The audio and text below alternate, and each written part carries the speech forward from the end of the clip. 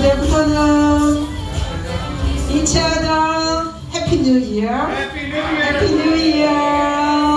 Another person Happy New Year, everybody. Thank you, everything. Yeah. Let's play. Thank you, Father, everything. Forgive us all the sins we have committed during the week this time. Open our eyes, that we may see wonderful things in your love. We are strange on us. Do not hide your commands from us. O that our ways were steadfast in obeying your decrees. Praise be to you, Lord. Teach us your decrees. Please come, Holy Spirit, our hearts and bodies. The festival and preaching time, open the heaven, all people to meet you and understand your will. I pray in the name of Jesus. Amen. Amen. Have you been to Jesus?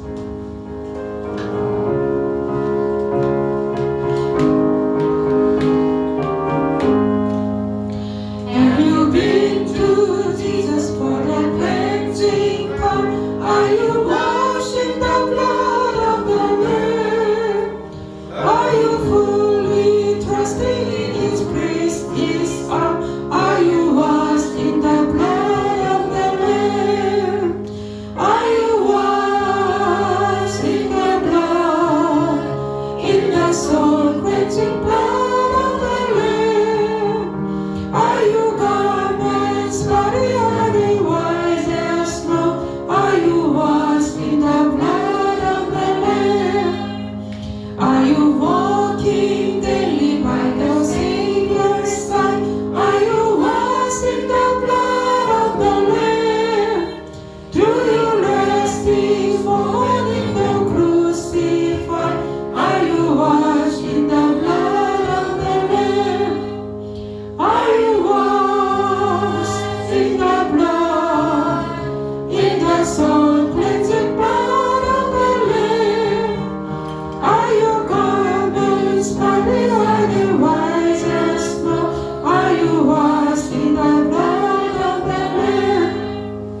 When the bridegroom comes with your rose free wine, are you washed in the blood of the Lamb? Will your soul be ready for your mansion fresh, and be washed in the blood of the Lamb? Are you washed in the blood, in the soul cleansing blood of the Lamb? Are your garments bloody are they white as snow? Are you washed in the blood of the Lamb? Yes, I know garments that are stained with sin. Are you washed in the blood of the Lamb? There's a fountain flowing for the soul unclean. Oh, be washed in the blood of the Lamb. Are you washed in the blood, in the soul cleansing blood of the Lamb? Are your garments bloody are they white as snow? Are you washed in the blood of the Lamb? Amen. Let's pray. Father, forgive us all the sins. We are sinner. We are sinner. Sometimes hide, sometimes lie, sometimes selfish, sometimes not holy, sometimes angry, sometimes jealous, sometimes some not wisdom, sometimes not love of people. So many things we had seen. Father, forgive us all the sins. More cleansing, more cleansing, more follow your will, your decrees. Father, give us strength.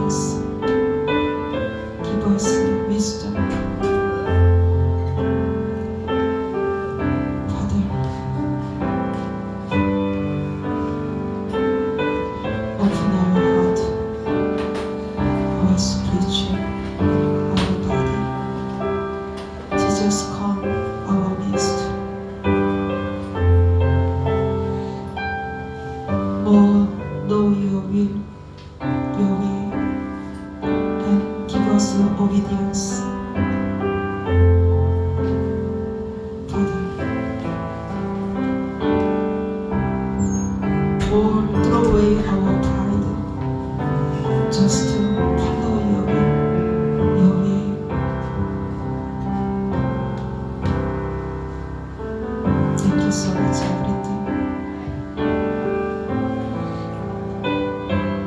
Oh Father,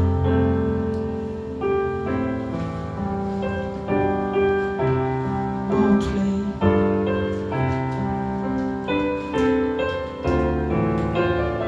more worship, more reading Bible. So we want to know your deep will. Father,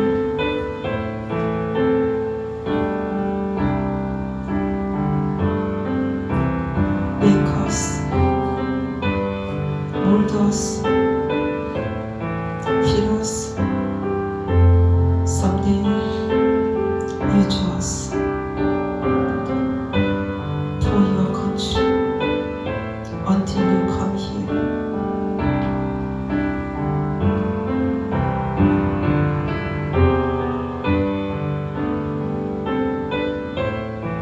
Thank you so much.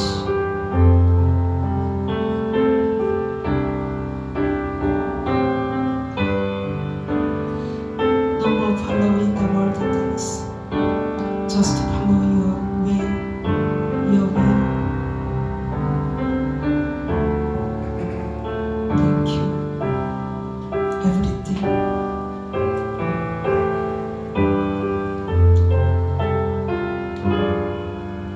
I pray in the name of Jesus.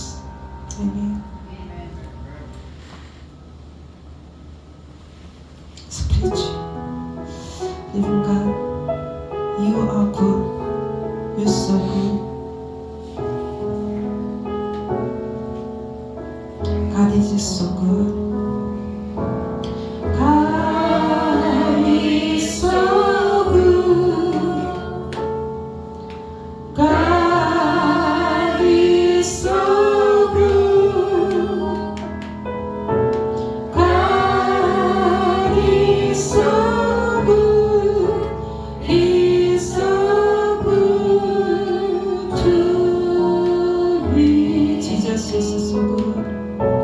Jesus is so good. Jesus is so good. Jesus is so good. He's so good to me. Holy Spirit, you're so good. Holy Spirit, so good.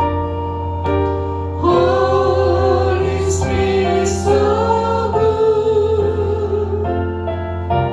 Holy Spirit, so good. He's so good to me. Amen. Would you be free from your body of sin? Let's clap your hands.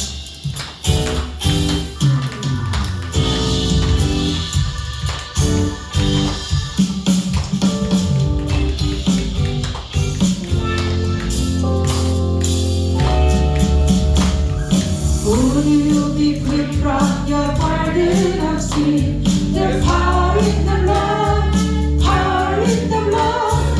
Would you a river of victory? The one that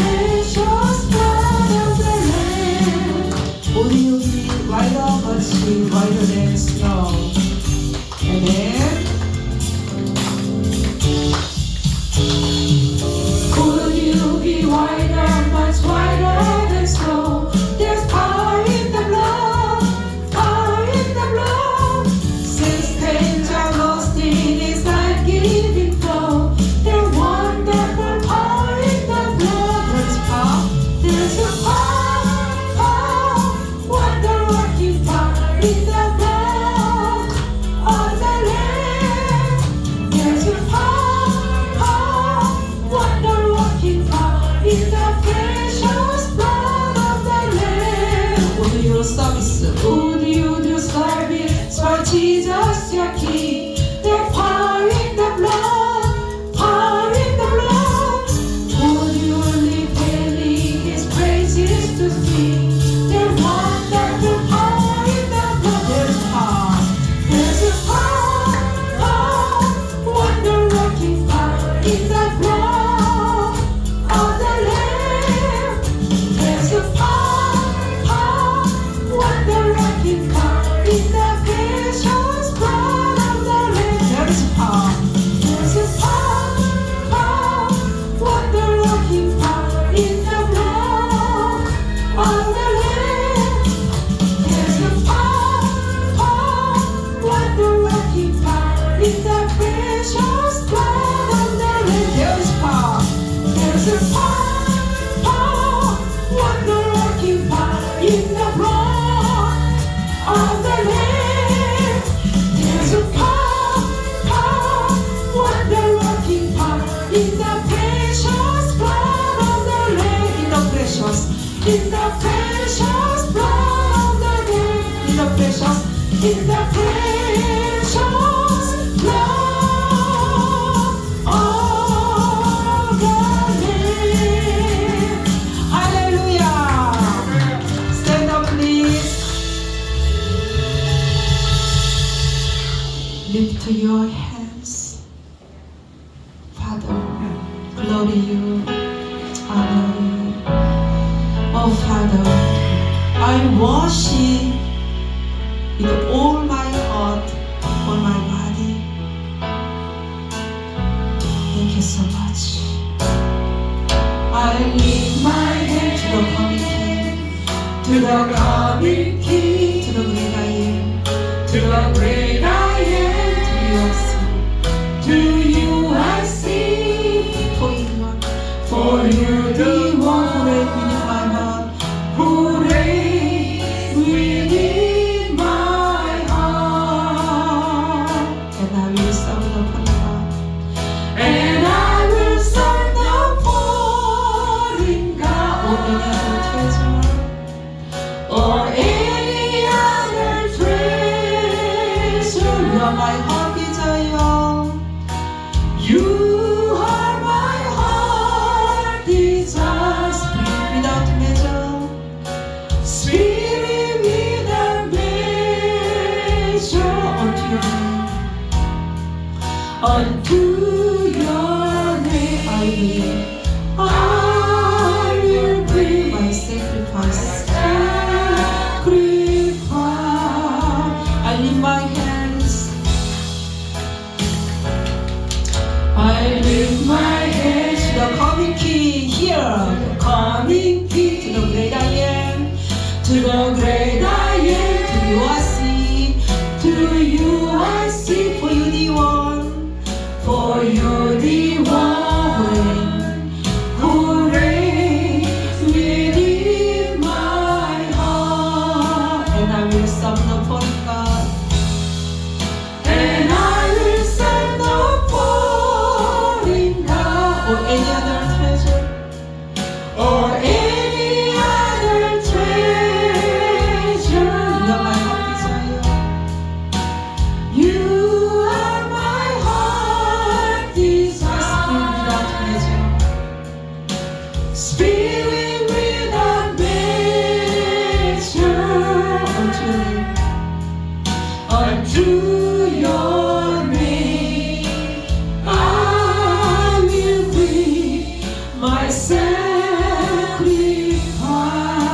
and I will serve the foreign God, and I will serve the foreign God, or any other treasure, or any other treasure.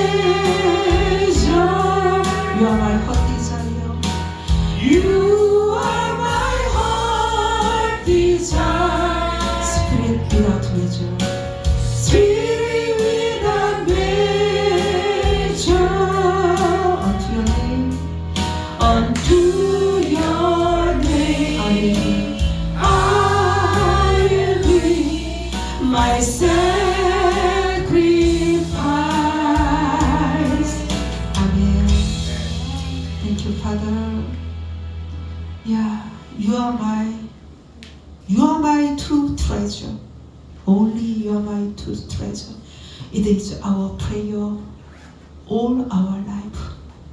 Oh Father, make us no more see another things in the world, just to see your will, your country. Time is so fast. Father, no more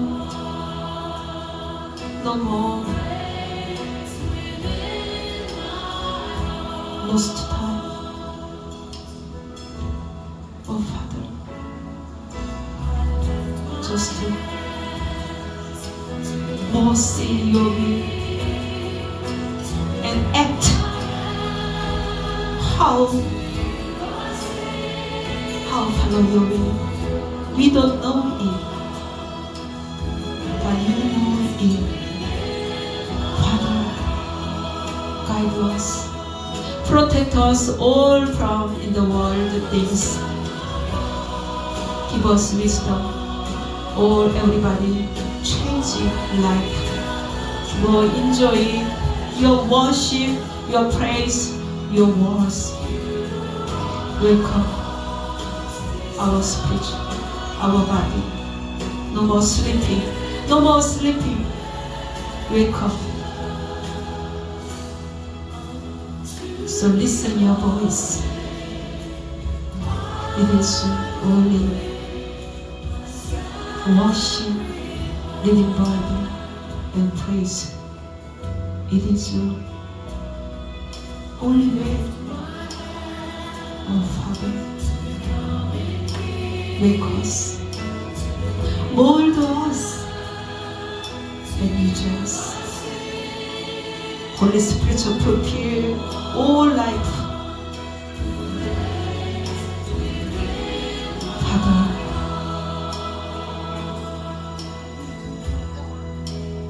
we foster thinking you're working. Take care of our children instead of us. Our family, our brother and sister, our church, our ministry, elders, and our country. Oh Father, Holy Spiritual touch everyone. Oh Father, thank you so much everything.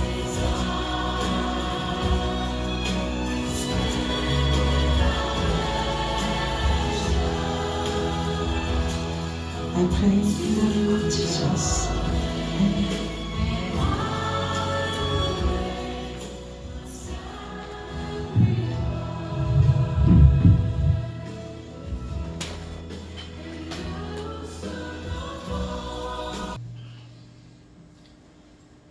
Dear Heavenly Father, we thank you for today, Father. We thank you for this time of worship. Father, we ask that as we come before you, Father, that you will forgive us of our sins. Father, we ask that you will open up our hearts and our minds, Father, to receive your word. Father, I pray for each and every person that is here. Father, I pray that you will speak to us, that you will instruct us, that you will teach us, that you will convict our hearts, that you will draw us closer to yourself through the working of your word, through the working of your Holy Spirit. I pray, Father, that you will sanctify us, Father, in your word, that you will cleanse us, Father, by your word, that you will regenerate us, Father, through your Holy Spirit. Father, I thank you for this church. Father, I thank you for this ministry. Father, I pray that all that we say and do here may bring you honor and glory and praise. In Jesus' name, amen. Apostles' Creed, let us all together. I believe in God, the Father Almighty, Son, our Lord, was conceived by the Holy Spirit, born of the Virgin Mary, suffered under Pontius Pilate, was crucified, dead, and buried. He ascended into hell. Third day he rose again from the dead. He ascended to heaven, and seated at the right hand of God our Father Almighty. From thence he come to judge the quick and the dead. I believe in the Holy Spirit, the Holy Universal Church, the communion of saints, the forgiveness of sins, the resurrection of the body, and the life everlasting. Amen.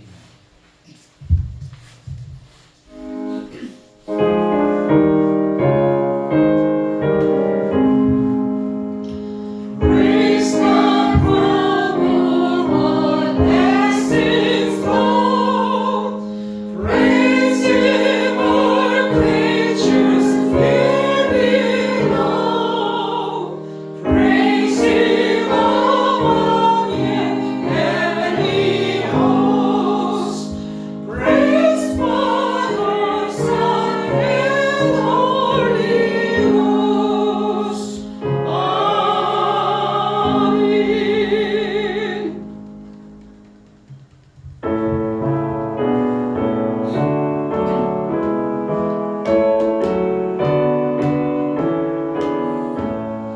Come, Christians, join to sing. Alleluia, amen. Now praise to Christ our King. Alleluia, amen. Let all with hearts and voice speak for His throne rejoice. Praise His precious choice. Alleluia, amen. Come, lift your hearts on high. Alleluia, amen. Let praises fill the sky. Alleluia, amen. He is our guide and friend, to us His promise sent. His love shall never end. Alleluia, amen. Praise ye our Christ again. Alleluia, amen. Life shall not end the stream. Alleluia, amen. On heaven's blissful shore, His promise we adore, singing forevermore. Alleluia, amen.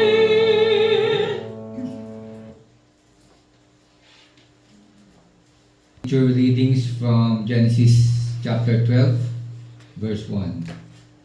Now the Lord said to Abram, Go from your country and your kindred and your father's house to the land that I will show you. This is the reading of God's word. You may now be seated.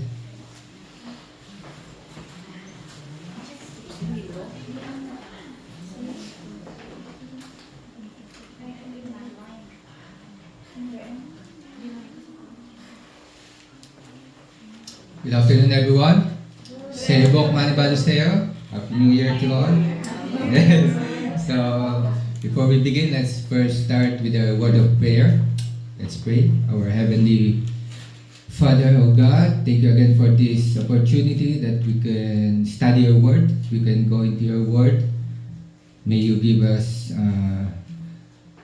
wisdom, oh God. Open our hearts, open our ears, open our eyes, oh God, that we may understand the message that we are going to hear today. Thank you again, Lord. May your Holy Spirit guide us as we look at your word. In Jesus' name we pray. Amen. So this afternoon we will be continuing our study on the series of Book of Genesis. So we're back on the Book of Genesis, and we are now on chapter 12. And we will be focusing to one verse only. So binasa ko, Genesis chapter 1, Genesis chapter 12 verse 1. So, one verse lang tayo ngayon, medyo maikli. Okay? So, I have entitled today's message, The Call That Led to Jesus. The Call That Led to Jesus. So, has any one of you here experienced getting lost? Meron na ba sa inyo dito na naligaw, na experience na naligaw? Right? So, marahil karamihan, di ba? Karamihan sa atin, na-experience natin to yung maligaw, di ba? Kung sa Pinas, madali lang, di ba? Kasi babalik ka rin yung damit mo, yan, makakarating ka na daw ulit. Pero dito, mahirap, di ba? Maginaw, hindi pwede magbaliktad ng damit. So, I mean, you're going to a place, the first time you're going to a place, and you went the wrong way, and you get lost, di ba? And you cannot find your way back. So, yun, naligaw tayo. So, I remember one time naligaw ako dito sa Korea. So, I look for someone to ask. Naghanap ako ng matatanungan. Siyempre, alam niyo naman, kapag naliligaw, kapag tatanga-tanga, siyempre, maghahanap ka ng matatanungan. Di ba? Kasi wala pang neighbor nun ha. Wala pang neighbor ways dati. Hindi pa uso yung neighbor. Kaya, pag naligaw ka, yun, kailangan mo magtanong. Ngayon, may neighbor na, di ba? Pag naligaw ka, okay lang, may neighbor maps ka na. Pag ganun, hindi masyadong halata pag naligaw ka, di ba? So, dati, yung ginawa ko nung dati, I asked a man. So, may nakita akong Ajosi. I saw someone, so I asked Ajosi, where is the nearest subway station here? Where's the nearest subway station? So, he said to me, just go straight, and when you reach the first corner, turn right. So, I follow the direction, but when I got there, there's no subway station. No subway station. So, I asked again, another Ajosi, may nakita naman ako. So, I asked him again, where's the nearest subway station? So, same direction he gave me. Just go straight, the first corner, turn right. Right? So, when I reached there, again, still no subway station. So, again, I asked again, may nakita ulit ako doon. So, where's the nearest subway station? Then, just go straight ahead, and then first corner, okay, turn right again. And yun, lo and behold, when I reached the place, again, no subway station. And then I realized this place looks familiar, right? Ibig sabihin po is, I returned to where I started pala. So, nagbalik lang ako kung saan ako napunta. So, I just go around in circle. Right? Paikot-ikot, pinaikot lang ako, di ba? Hindi rin pala nila alam. Well, our Christian life is also like that, right? We know our destination, which is heaven, but sometimes we lost our way. Minsan naliligaw tayo, sometimes we go to wrong direction. And what make it even worse is that we listen to wrong advices. We ask to wrong person, ba? Nakikinig tayo sa mga maling nagtuturo sa atin. We ask direction to a lost person also. Ba?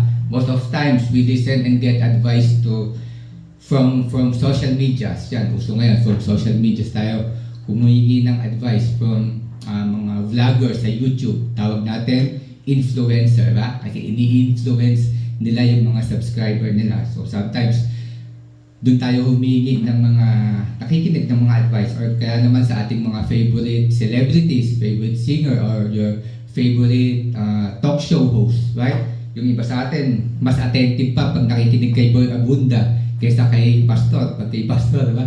Patulog-tulog. Kay Boy Abunda, ano yan, attentive yan. Chismis to, chismis, diba? Diba? O yung iba naman po, kumukonsulta sa mga manghuhula or sa mga horoscope. Alam niyo yung horoscope? Meron ba sa yung magbabasa ng horoscope? Ako dati, nung hindi pa ako Christian, nasubukan ko magbasa. Pero tinigilan ko na rin nung naging Christian ako. Kasi may nabasa ako one time sa Gemini. Gemini kasi ako, sabi dyan, Gemini, your lucky color for the day, blue. Tapos, lucky number 8. Tapos, kapalaran. Suswerte ka ngayong araw na to, pero bukas mamalasing ka. Sabi niya sa akin. So, ang ginawa ko naman, kinabukasan, nagbasa ulit ako kasi para to check, di ba? So, sabi naman sa kinabukasan, kapalaran ngayong araw na to. Ikinalulungkot ko, pero mamalasing ka nga ngayong araw na to. Pero huwag mag-alala, darating din ang iyong swerte. Wow, di ba? Parang tunay, di ba? Lokohan na to, di ba? Ano yun? Malas, swerte, malas. Di ba? So, hindi na. So, no assurance, di ba? Or kaya naman, ngayong araw na to, bukas ba o sa isang araw, Chinese New Year. Diba po, Chinese New Year, celebrate. Sa Pinas, usong-uso yung mga feng shui. Diba? Pamilyar kayo sa mga feng shui. So, marami din sa atin na influensya na yung mga Pinoy nakikinig dito pag magpapatayo ng bahay. Pinto mo sa north, bintana mo sa south, TV mo sa north, south, east, west, yung mga gano'n, di ba? Nakikinig tayo sa mga sila pala, mga mayayaman lang, di ba? Pag mahirap, hindi. Wala tayo nun, di ba? So, gano'n. So, ang advice ko lang po, huwag tayong naniniwala sa swerte-swerte. Diba? Malas yun. Malas yun. Diba? Eh, bada gawin, wala namang mawawala eh. Diba? Yan sabi niya, wala namang mawawala. Meron pong nawawala. Nawawala po yung tiwala natin sa Diyos. Diba? Kasi tulad ng iba, meron pa, bibili pa ng mga bracelet, ng mga bling-bling, diba? Pampaswerte daw, mga beads, diba? So, ibig sabihin nun, nilalagay mo yung tiwala sa mga bagay na yun, sa mga bagay na maliliit na yun. So, ibig sabihin, nawawala yung tiwala natin sa Diyos, di ba? So, yun po. O iba naman, yung mga ibang tao, mas nakikinig pa sila dun sa advice ng mga friends nila na hindi believer, na hindi Christian, di ba? Mas naniniwala pa sila sa advice ni kumpare kapag nagtatagay ng sojo. Pre, okay lang yan, sige. Ayun man, mas pinapakinggan pa nila yun kaysa sa mga kaparad nila sa simbahan, di ba? So, most of the time, ang gusto kong sabihin is we listen to wrong voices. Nakikinig tayo sa mga maling napapakinggan natin. So, in effect, we just keep doing the same routine din. Kagaya ko kanya, paikot-ikot lang ako sa aking hinahanap. So, ganun din, karamihan ng mga Kristiyano, paulit-ulit, paikot-ikot sa kanila pong maling ginagawa, sa kanila pong kasalanan without realizing that they are not moving forward to where God wants them to be. Di ba po ba? So, but instead, we're just going around in circle nga po. But in the story of the man that we are going to look today, the story of Abraham, so we will see in the story of Abraham that he only listened to one voice. He only listened to God's voice. Yun po ang makikita natin sa life ni Abraham. He trusted God's direction and stepped out of faith. Even though that time he could not see the whole map of his destination. Noong time na yun kasi wala pang Google Maps, so hindi niya pa alam kung saan siya papupuntahin ng Diyos. Basta sinabi lang sa kanya ng Diyos, go, kung saan kita ililid. So that's what we're going to see as we study the life of Abraham today. Okay? So Genesis chapter 12, ito po tinatawag na turning point in the Bible. Genesis 12 is the turning point in the Bible. If you would remember, di ba, napag-aralan natin yung Genesis 1 to 11. Natapos na natin yung 1 to 11. So we saw there the fall of man. Tatandaan natin the fall of man. Adam and Eve, nagkasala sila, di ba? So yun yung tinatawag natin the fall of man. Then after that, the first murder. Cain killed his brother, right? Alala natin, pinatay ni Cain yung brother. Then after that, men became more wicked and more wicked. Naging pagkasama-sama lalo ng mga tao. Nakita natin yun sa ating mga pinag-aralan, di ba? So, God decided to wipe out all the people. Wipe out all the people except for Noah, right? Except for Noah and his family. So, yun po yung napag-aralan natin sa story ni Noah naman. But after that, kala natin, mababait na yung mga tao, yung walong yun. Pero hindi, di ba? They still continue to sin. Nakita natin, patuloy pa rin sila nagkasala. And yun nga, yung last natin na pinag-aralan, we saw that man's rebellion still continued dun sa Babel, di ba? Dun sa Tower of Babel, they continue to rebel against God. So, yun po yung nakita natin. So, in short, chapter 1 to 11, nakita natin doon human failure. Nakita natin doon kung gaano bumagsak yung mga tao. Sinful human beings turning away from God. So yun nakita natin, lahat ng mga tao na nandun sa 1 to 11, they turn away to God. Diba? But here in Genesis chapter 12, we will see that God is the one who will come to a sinful human being.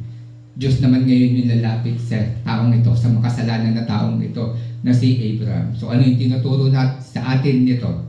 So this shows us that sinful man cannot come to God. Sinful man cannot come to God unless God comes first to them. So mahalaga pong doctrine to, mahalaga pong doctrine na to na tayong mga tao, wala tayong kakayahang lumapit sa Diyos. Ang Diyos po ang lalapit sa atin ng una dahil nga tayo ay dead sa ating mga kasalanan. So unless na buhayin tayo ng Diyos, hindi po tayo makakalapit sa Diyos. Okay po, God called Abraham. And through this calling po, this is the beginning of God's plan of salvation. Dito natin makikita yung simula ng plano ng Diyos para iligtas sa mga tao. This is the call that will lead to Jesus Christ. So patungo natin dito, sa kwento natin nito, lahat to patungo kay Jesus. In other words, Genesis 1 to 11, we saw the problem of sin, right? And then in Genesis chapter 12, we will now see God's solution. Makikita natin kung ano yung solution sa problema dun ng chapter 1 to 11 na yun. We will begin to see the road that will lead to redemption. The road that ultimately point to Jesus Christ. So yun po yung makikita natin that the Savior will come from the line of Abraham. So yan po yung overview ng pag-aaralan natin. So nakikita na natin. Okay? So if you can still remember, last time we study about Ham, yung anak ni Noah, di ba? Si Ham descendants, yung pinag-aralan natin. From Ham came Nimrod, di ba? Kung naalala natin, si Nimrod, he is a rebel against God, di ba? Kaaway siya ng Diyos, yun yung pinag-aralan natin. The one who did in the building of Tower of Babel. So yun yung pinag-aralan natin. Siya yung nag-lead. So masamang tao to si Nimrod. So now naman po, titignan natin is yung line ni Shem. Isa din siya sa anak ni Noah. Yung time na yun. So line of Shem. So basahin ko po sa inyo. So if you have your Bible, please turn to Genesis chapter 11. Buksan natin. Simulan natin sa 11 para makita natin yung lineage ni Shem. Okay? Genesis chapter 11 verses 10 to 26. Genesis 11 verses 10 to 26. Medyo mahaba ito. And babasahin ko po sa inyo, sundan niyo po ako. And then may ang gusto ko pong tignan niyo dito is yung mga names. I want you to focus sa mga names na babasahin ko dito. Yan, pagkatapos mamaya magpapa-exam ako May pa-exam ako sa mga names. Kaya kung sino hindi makakasagot, walang gift set walang gift set pag hindi nakasagot sa exam ko mamaya. So, focus, okay? Let's go. Verse 10. Seryoso lahat nakatitig lang.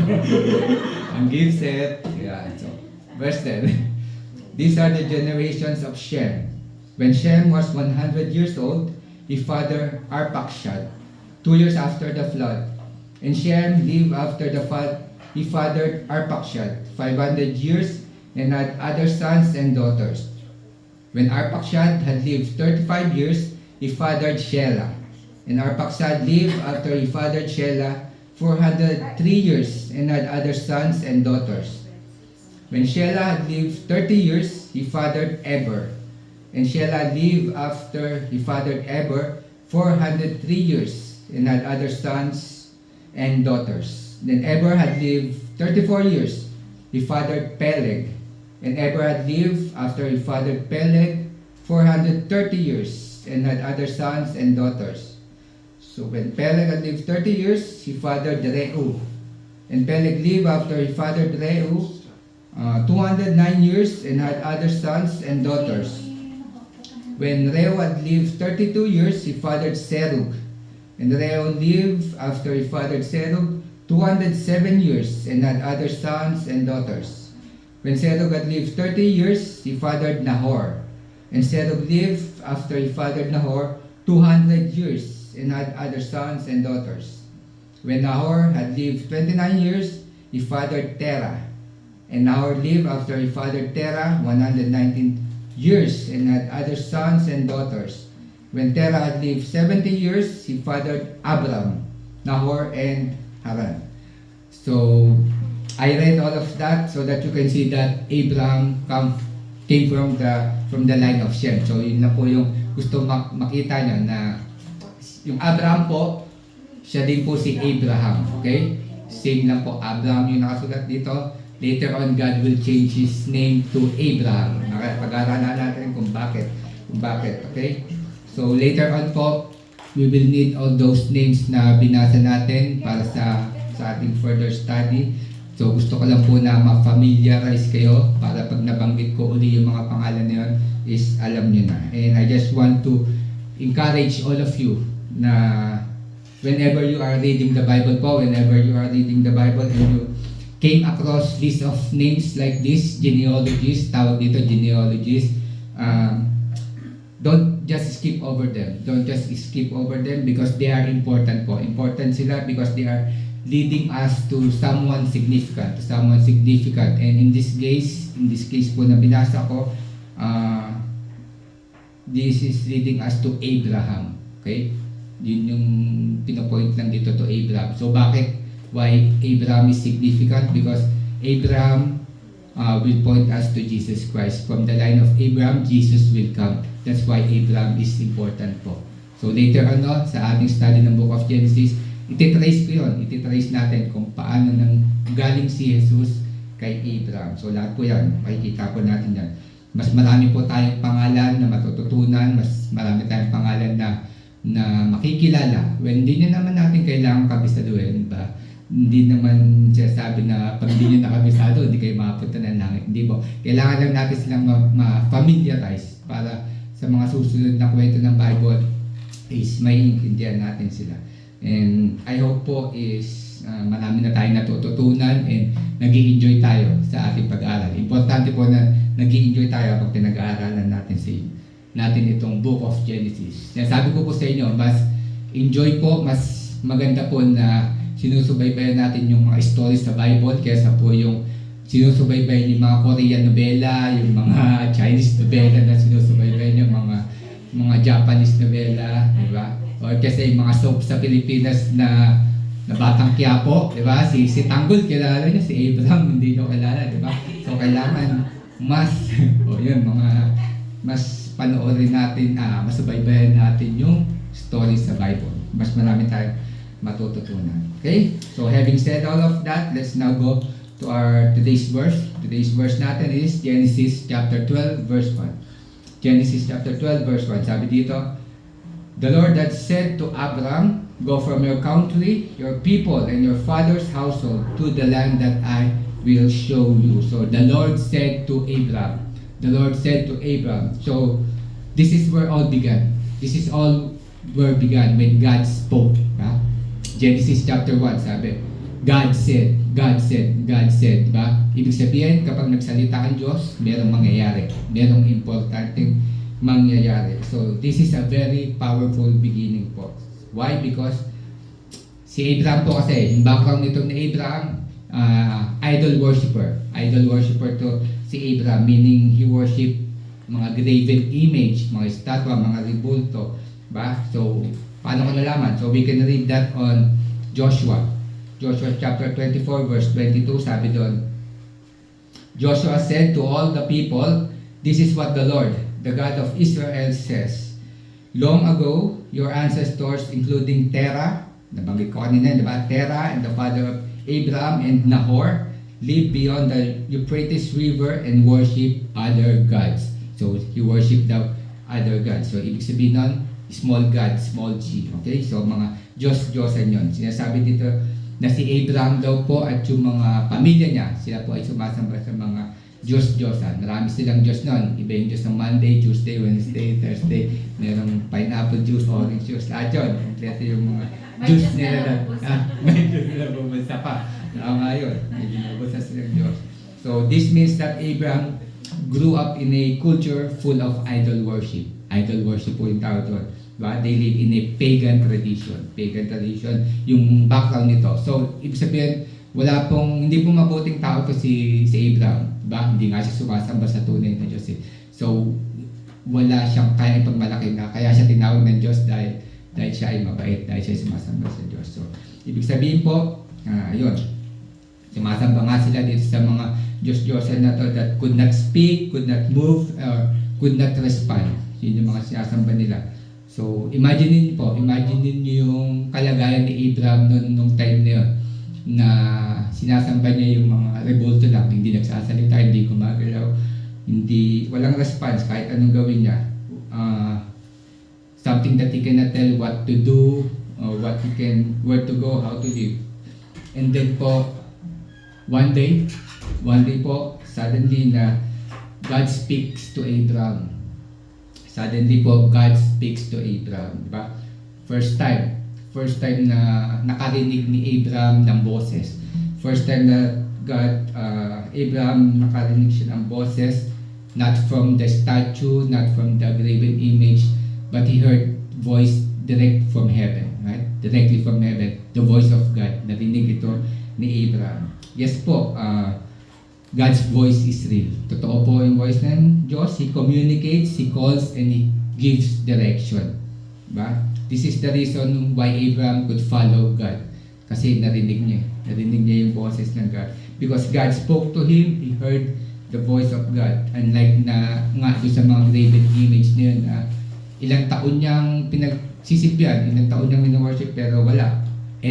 No reaction sa kanya. Po. Ito po yung dahilan, napakalaking dahilan kung bakit siya sumunod sa boses niya. Sabi ni Abraham dito, nung narinig niya, ito na yung tunay na buhay na Diyos, ba? Ito na yung tunay na buhay na Diyos, makapangyarihan sa lahat. Hindi katulad nung Diyos ko na binubuhat ko pa para lang lumipat sa ibang lugar na pinupunas-punasan ko, di ba? Parang familiar, di ba? Marami tayong nakikita na santo-santo na binubuhat.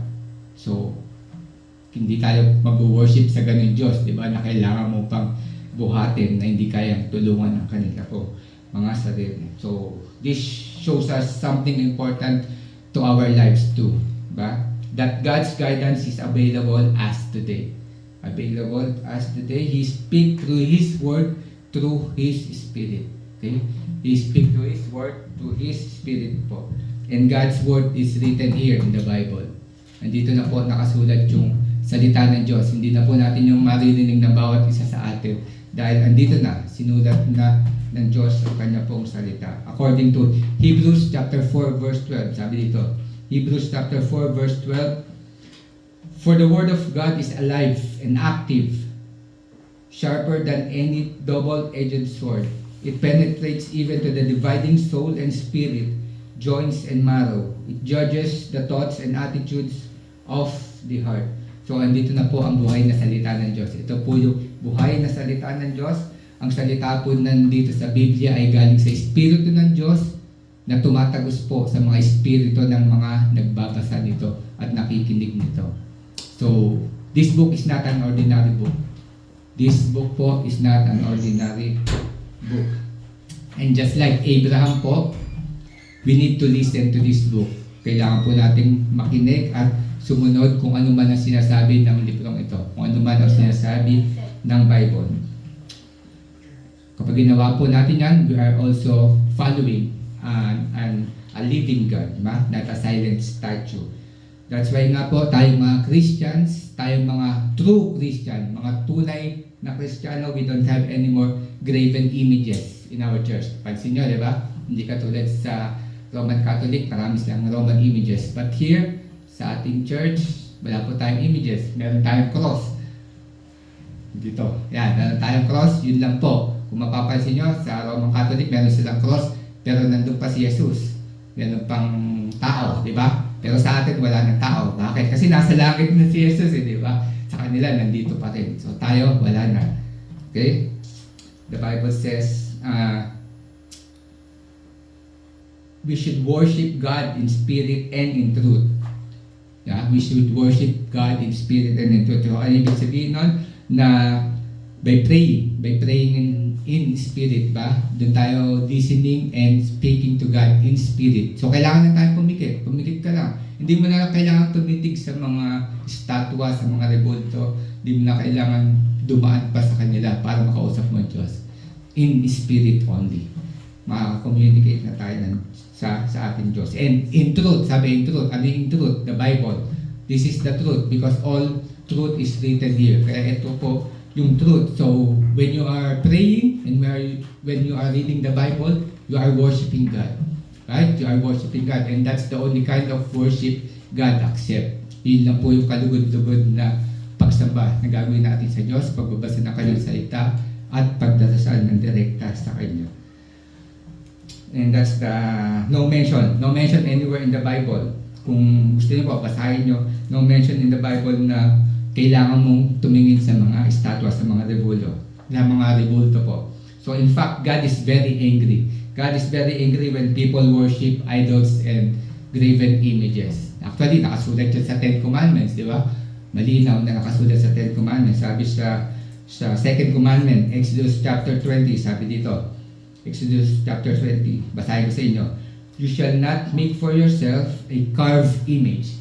Okay? Carved image. Yun, yung rebulto. Or any likeness of anything that is in heaven above, or that is in the earth beneath, or that is in the water under the earth. You shall not bow down to them or serve them, for I, the Lord your God, am a jealous God, visiting iniquity of the fathers on the children to the third and fourth generation of those who hate me. So, sinasabi dito, kapag tumasamba ka pala doon, imbis na pino-worship yung God, nagpapakita yun na you hate God. Diba? So, kabaliktaran po. So, if there's still some of you here na still meron kayong mga rebulto or still nagpe-pray kayo sa mga saints, sa mga statue, no? Meron po kayo. So, I advise you po na tigilan po natin to. Let's stop it.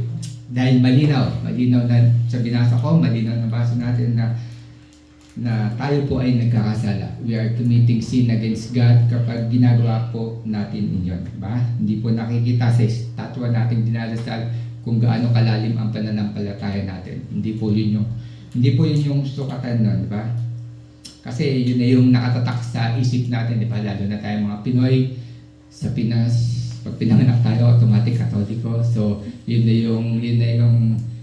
yung nasa isip natin na kailangan natin maraming mga rebulto. So, tingin natin kapag maraming rebulto sa bahay, reliyosong tao to, banal na tao to, siguradong pupunta ng langit.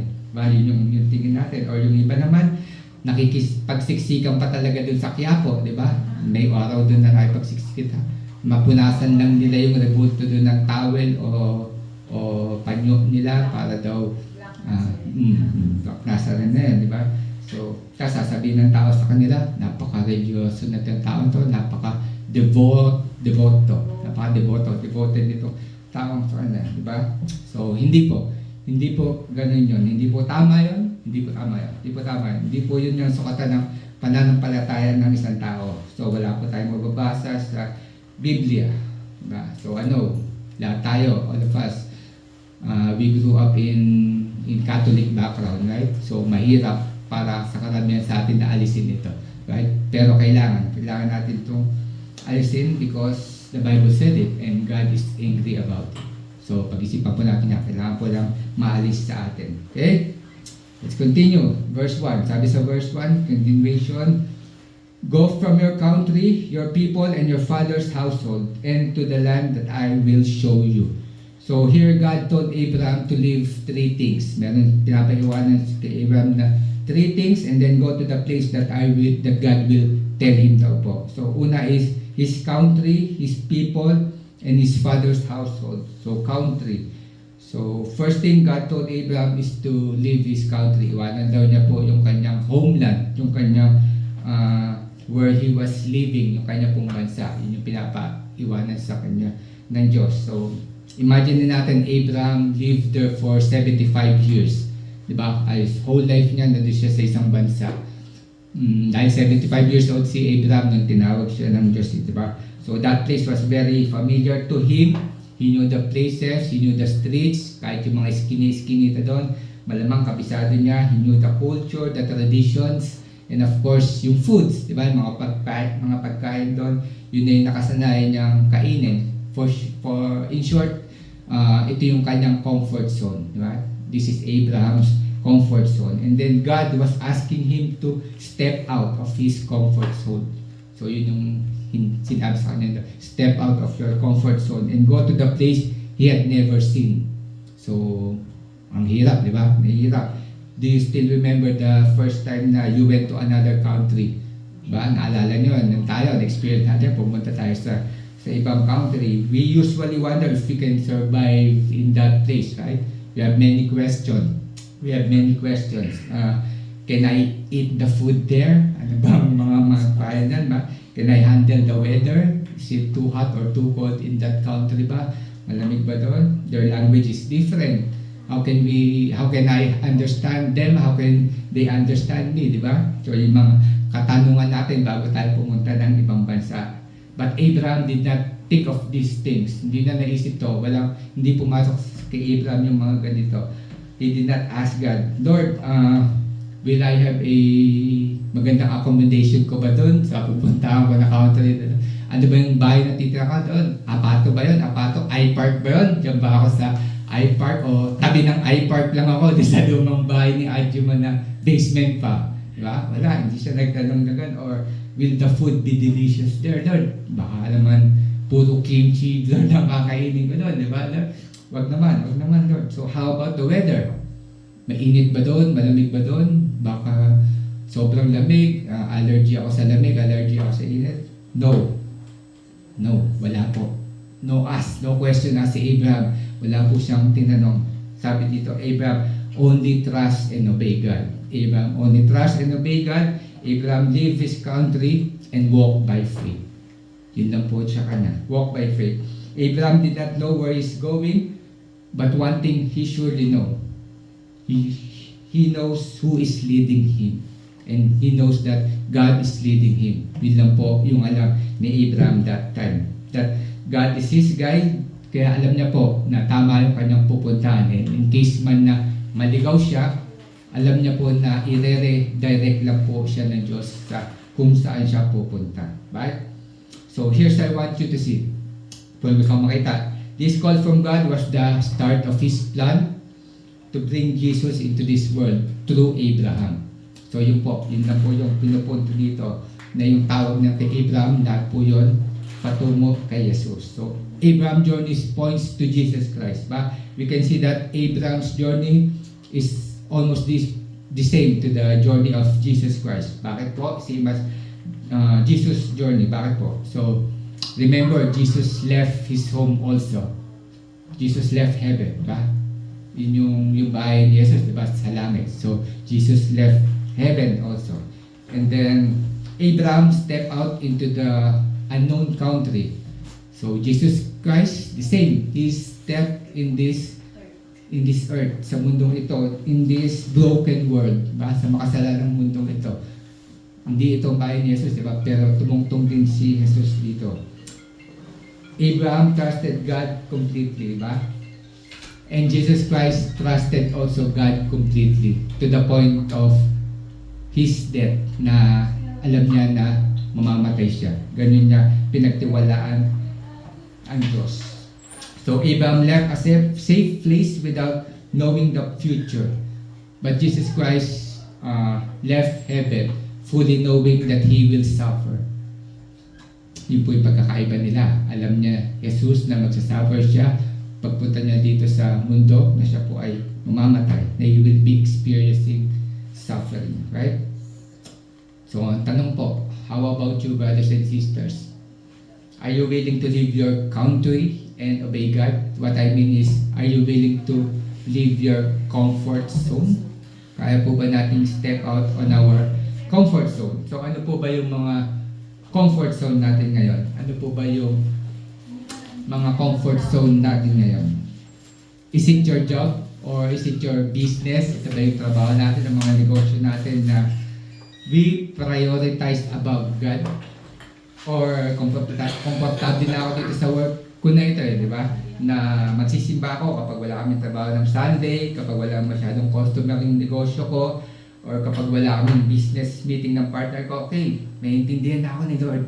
Maintindihan na ako ni Lord, di ba? Or is it your hobbies? Or your vices like gambling? Or your sports na golf? Golf.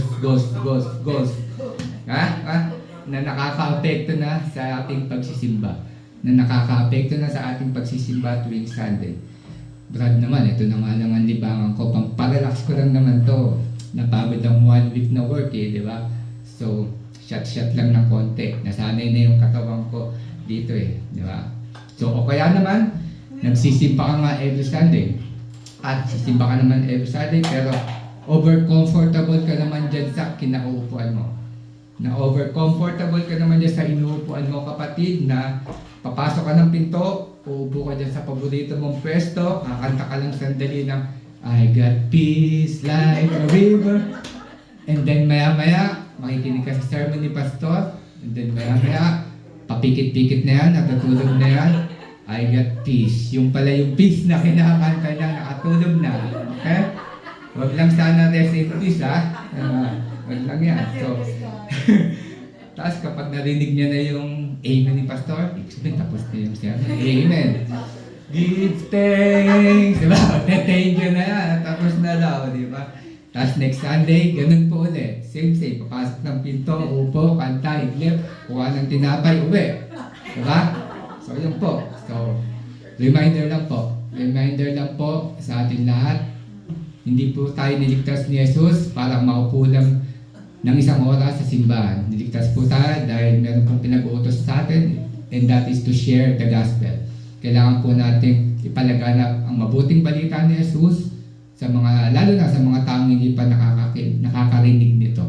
Yun po yung trabaho natin mga Kristiyano. Tandaan po natin yan, and also to serve His church po. Yun po yung ating trabaho. So kapatid, kapag tinawag ka pa ng Diyos, handa ka bang tumayo din sa kinaupuan mo? Yun po ang tanong natin. Kapag tinawag ka pa ng Diyos, kaya mo bang iwanan ng trabaho mo? Kapag tinawag ka pa ng Diyos, kaya mong iwanan ng bisyo mo? Kapag tinawag ka pa ng Diyos, kaya mong iwanan ang iyong comfort zone? Are you willing to trust God and follow Him, even it means leaving it all behind? I know it's difficult, na? It's difficult, very difficult. Alam niyo po, bago ko to i-preach sa inyo, sa akin po muna ipinreach ito ng Diyos. Kaya po, alam ko na mahirap. At ako ang kauna-unang tinamaan dito sa sermon na to. Kaya hindi po ako nagmamagaling dito na nasabi ko na kaya natin gawin yan. Hindi po, napakahirap po. Kaya kailangan po natin itong ipagdasal. Okay? Kailangan po natin itong, hindi natin magawa ito ng overnight. Kailangan natin itong ipagdasal. Ipagdasal na natin na sana bigyan tayo ng Diyos ng faith o pananampalataya na katulad na kay Abraham na handang sumunod sa Diyos. Amen? Amen. So, kung ano man po yung isagot sa atin ng Diyos, yan, kailangan din gawin natin yung katulad ng ginawa ni Abraham na sumunod. Okay? Then next, sabi dito, God said to Abraham, he need to leave his people.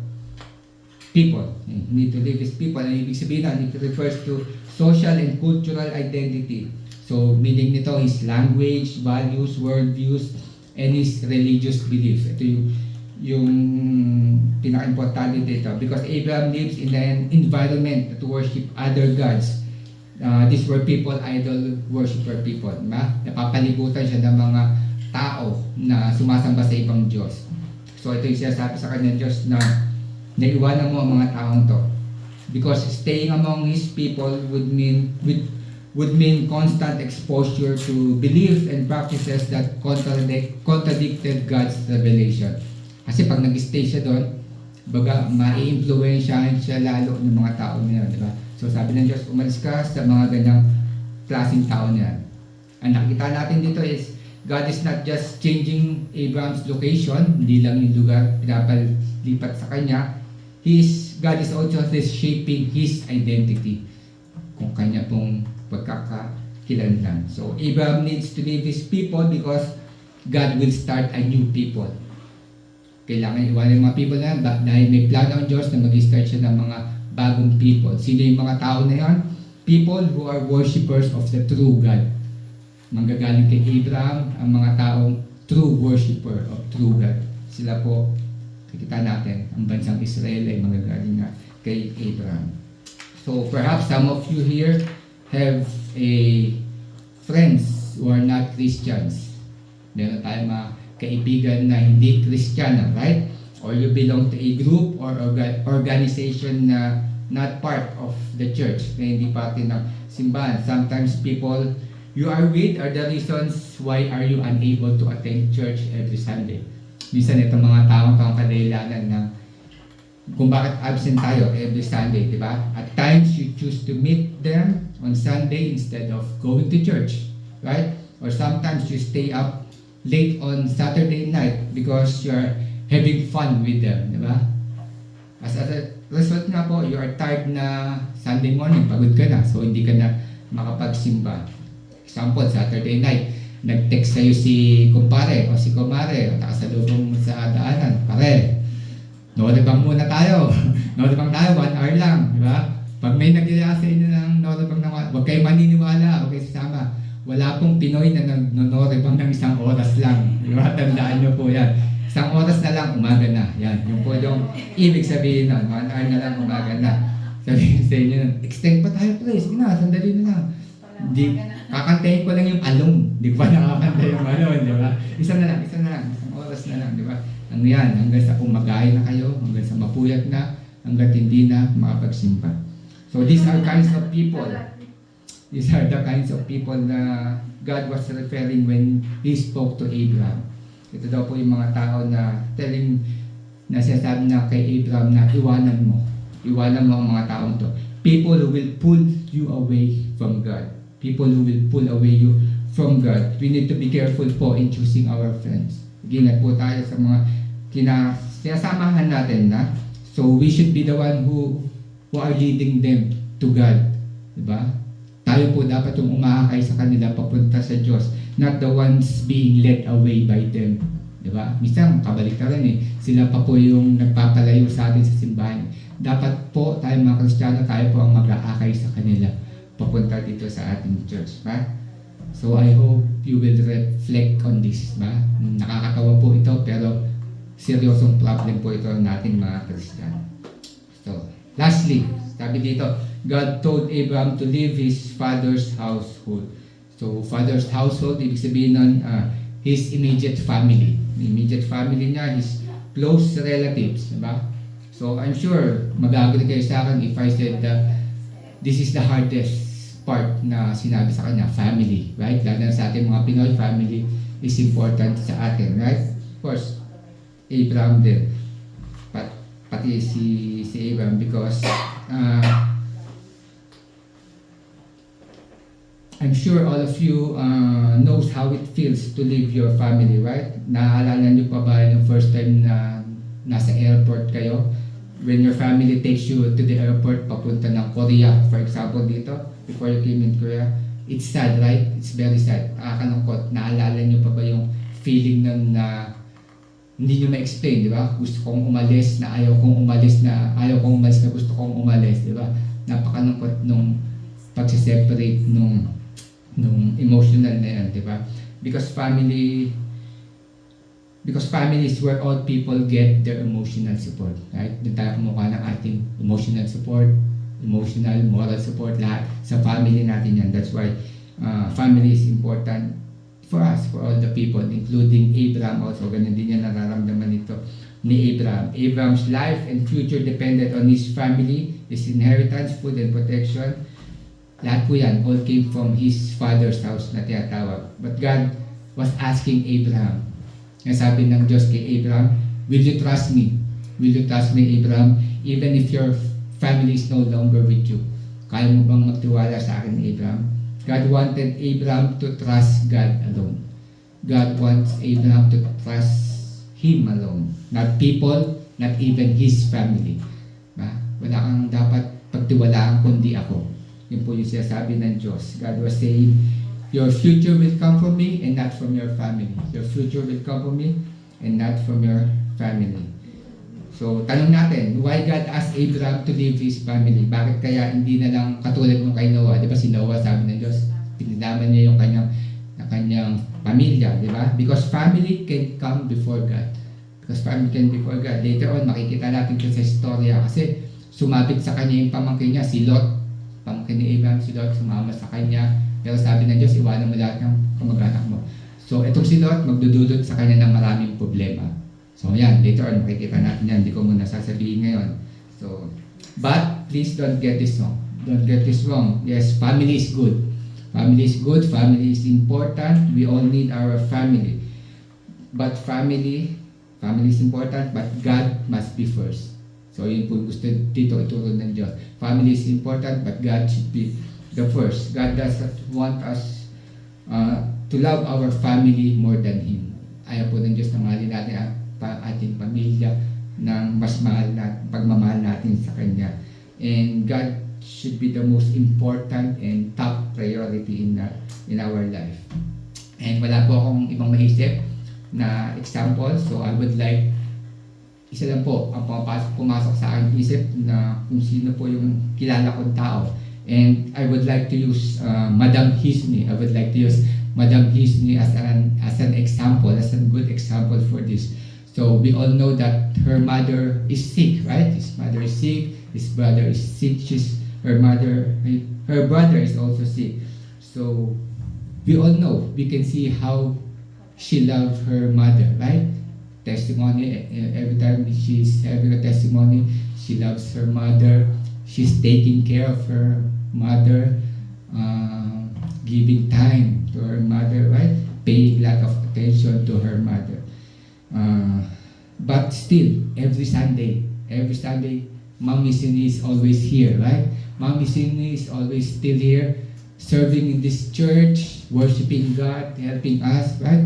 He's still here in our church. And last few weeks ago lang, she even went to the Philippines, right? To do missionary works, right? To do missionary works. Even her mother is sick, nakuha pa rin niya mag-mission to go abroad, to go other country.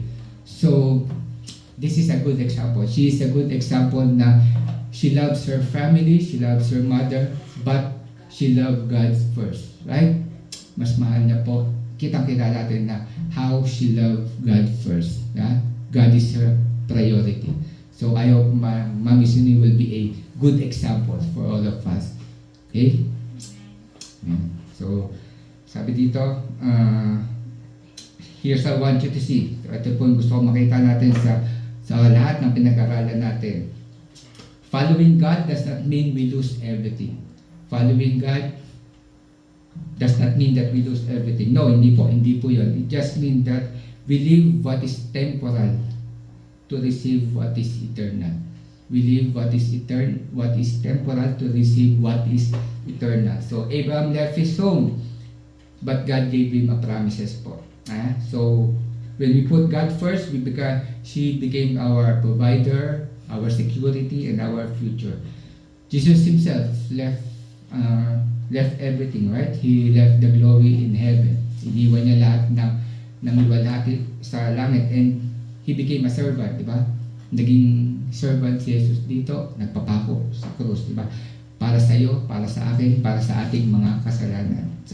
So because Jesus left us everything, tinatawag din tayo ni Jesus na let us also leave everything temporal. Okay? Lahat ng temporary, kailangan din po natin iwan. To follow Christ means He's the only first. Yun po yung ibig sabihin na sumunod kay Jesus, sumunod sa Diyos. Siya po ang dapat nating inuuna. Think about this po. Balansehin po natin. What we leave behind is nothing compared to what we gain. What we leave behind is nothing to what we gain. Diba? Ano ba yung nakuha natin? Ano ba yung nagain natin sa pagsunod kay Jesus? Forgiveness, new life, and most importantly, eternal life. Eternal life. Hindi po natin kaya isipin ninyo, ano ba yung eternal life? Gaano ba katagal yung eternal life? Hindi natin kaya kasi eternal nga siya, di ba? So wala siyang katapusan, di ba? Walang hanggan. So yun, saan natin siya kaya ipagpalit? Sa maraming pera, sa malaking bahay, di ba? Sa luxury cars, high-tech gadgets natin. Sa tingin ko, wala, di ba? Wala tayong kaya ipagpalit. Kasi lahat ng yan, pinakamatagal na 100 years nating nasa atin yan, di ba? Pinakamatagal na 100 years yan. Lahat po yan, temporal lang. Ang binigay po sa atin ni Jesus is eternal. Eternal po.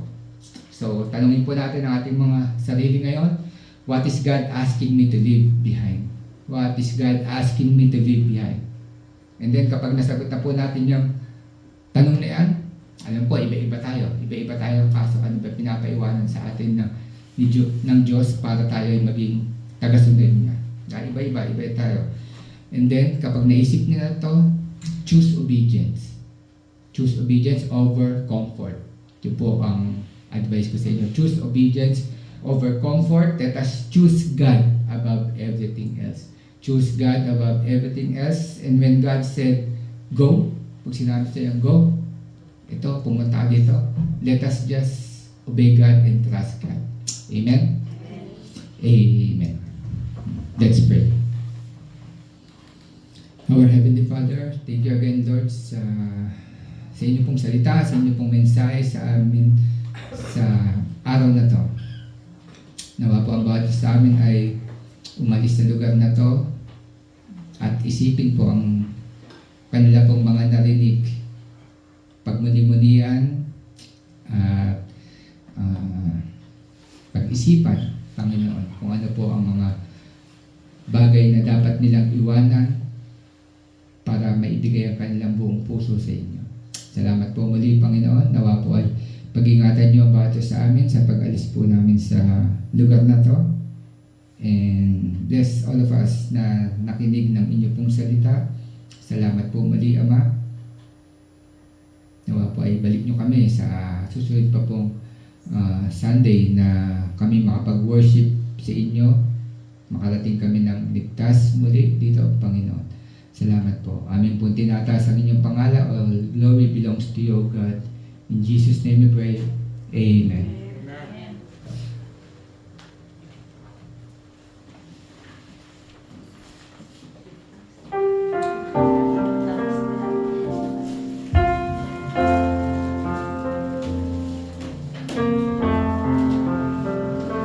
Give thanks with a grateful heart.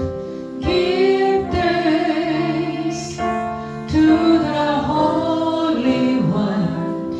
Give thanks because it's given Jesus Christ, His Son. Give thanks with a grateful heart. Give thanks to the Holy One. Give thanks because it's given Jesus Christ, His Son. And now let the weak say, I am strong. Let the poor say, I am rich, because of what the Lord has done for us. And now let the weak say, I am strong. Let the poor say, I am rich, because of what the Lord has done for us. Give thanks.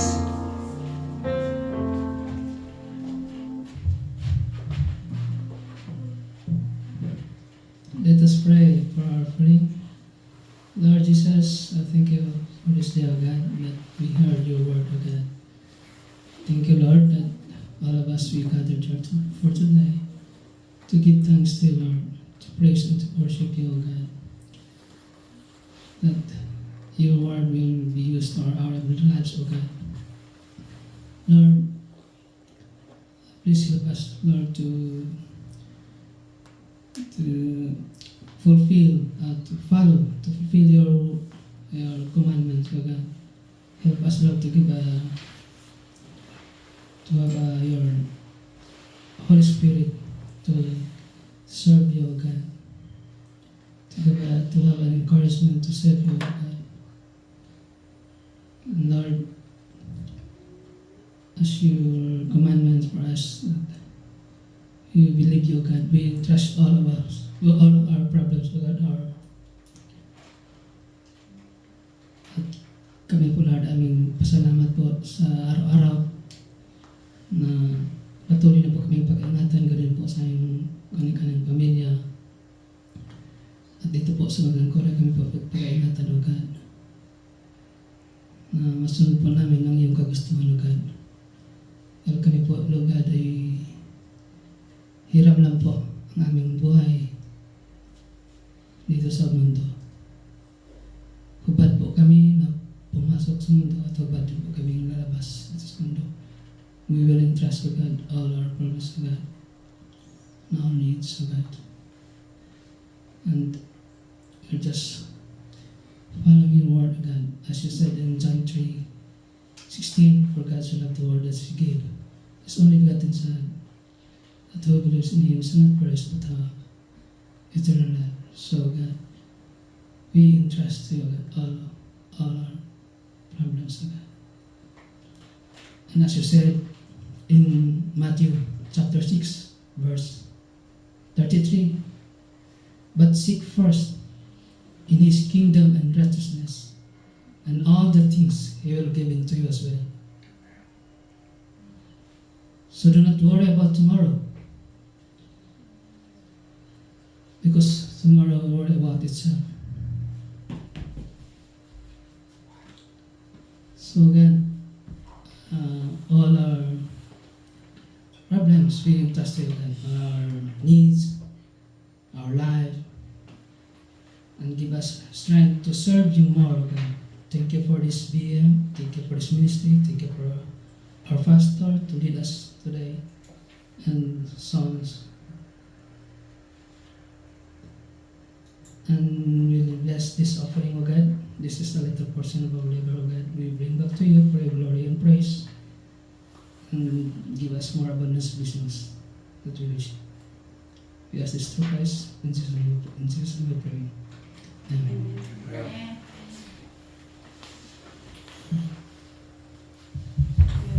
Late prayer time, he talking about it.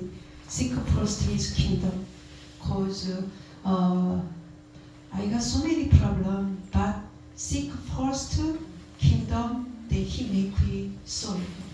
It is in my life everything Father working. It is I experience, so I just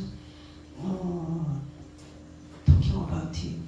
Cause you got problem, then seek first His kingdom and His working.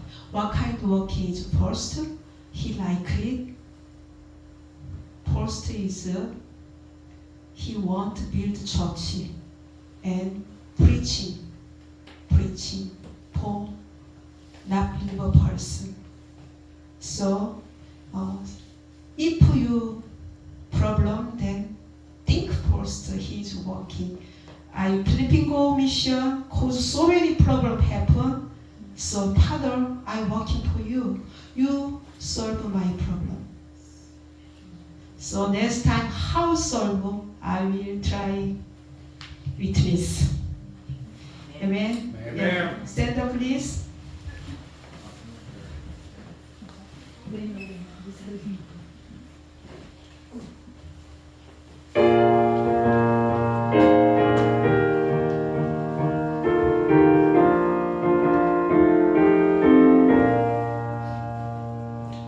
Jesus is tenderly calling thee home, calling today, calling today.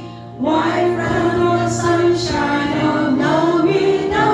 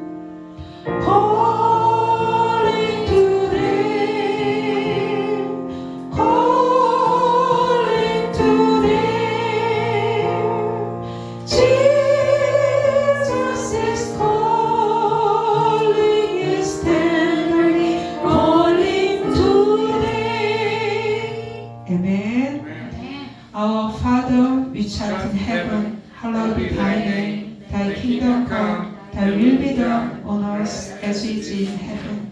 Give us this day our daily bread, and forgive us our debts, as we also forgive our debtors. And lead us not into temptation, but deliver us from evil. For thine is the kingdom, and the power, and the glory, forever and ever. Amen.